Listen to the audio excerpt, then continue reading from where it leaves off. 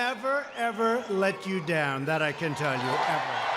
Speaking in New Hampshire, his first time before supporters since the mass shootings in Dayton and El Paso, Donald Trump blamed the people he says are behind U.S. gun violence. There is a mental illness problem that has to be dealt with.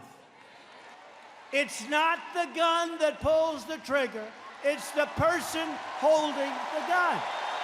We're going to have to give major consideration to building new facilities for those in need. We have to do it.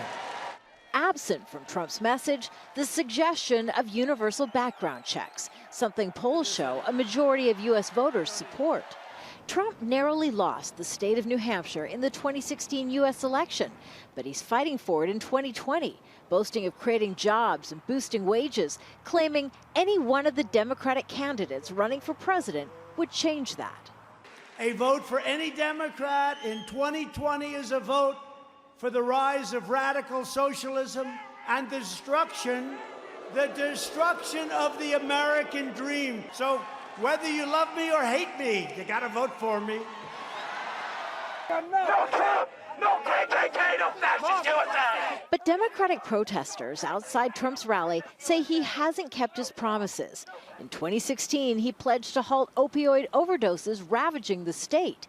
Since taking office, there's been just a modest reduction in deaths. He promised New Hampshire specifically he was going to take care of the opioid crisis.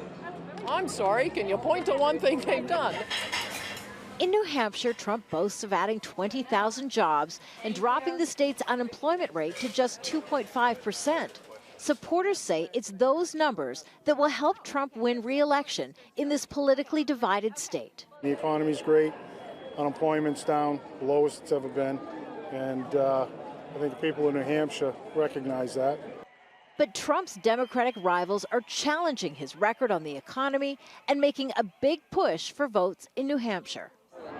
Polls show a majority of Americans are tired of Donald Trump's rhetoric and constant tweeting, yet some still support him because of a strong U.S. economy. But reports of a looming recession could spell trouble for Trump.